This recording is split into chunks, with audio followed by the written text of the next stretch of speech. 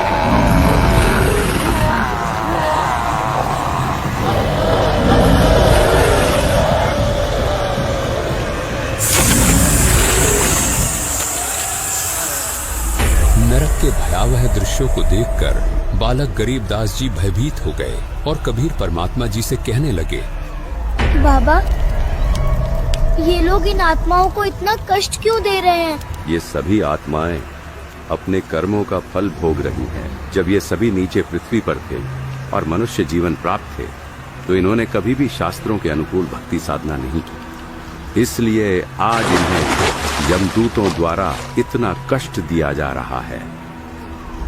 नरक दिखाने के बाद कबीर परमात्मा जी बालक गरीबदास जी को धर्मराज के पास ले गए। कबीर परमात्मा जी को देखकर धर्मराय तुरंत अपनी गद्दी से खड़े हो गए और हाथ जोड़कर कबीर परमात्मा जी से कहने लगे, आदेश करें भगवान, क्या आपके दास से कोई गलती बनी है जो साक्षात आपने यहाँ आने का कष्ट किया? और जो बालक आपके साथ आया है, क्या ये आपका शिष्य है? हाँ, ये बालक मेरा शिष्य है। तुम इसका लेखा जोखा देखो और इसका खाता दिखाओ। परमात्मा कबीर जी की ये बात सुनकर धर्मराय जी ने बालक गरीबदास जी का खाता देखा और कहने लगे, क्षमा करें महाराज, इस बालक की भक्ति अभी पूरी नहीं हुई है, इसलिए अभी आप इसको नहीं ले जा सकते। धर्मराय की ये बात सुनकर कबीर परमात्मा जी ने बालक गरीबदास जी के लेखे जोखे की पोथी को उठाया और उसे फाड़ दिया और बालक गरीबदास जी को वहां से लेकर चले गए।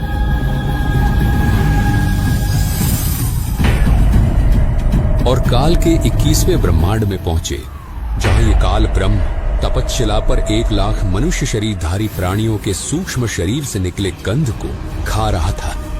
इतना भयानक दृश्य देखकर बालक गरीबदास जी ने परमात्मा कबीर जी का हाथ जोर से पकड़ लिया और कहने लगे, ये कौन है? बेटा, ये काल ब्रह्म है। अपनी ही गलती के कारण इसे 1 लाख मनुष्यधारी प्राणियों के सूक्ष्म शरीर से निकले गंध को खाने का श्राप मिला है। यही है वो जो पृथ्वी पर सबको दुख देता है। कबीर परमात्मा गरीबदास जी को ये बात बता ही रहे थे कि तभी काल ने परमात्मा कबीर जी और बालक गरीबदास जी को देखा और 11वें द्वार के पास जाकर खड़ा हो गया। ऐसा प्रतीत हो रहा था कि 11वें द्वार से वो उन्हें निकलने नहीं देगा। परमात्मा कबीर जी ने काल ब्रह्म की यह गतिविधि देखी और सतनाम का सुमिरन किया। परमात्मा कबीर जी ने जैसे ही सतनाम का सुमिरन किया, वैसे ही देखते काल ब्रह्म ने अपनी गर्दन नीचे झुका ली, मानो कोई शक्ति जबरदस्ती काल को नीचे की ओर धकेल रही हो।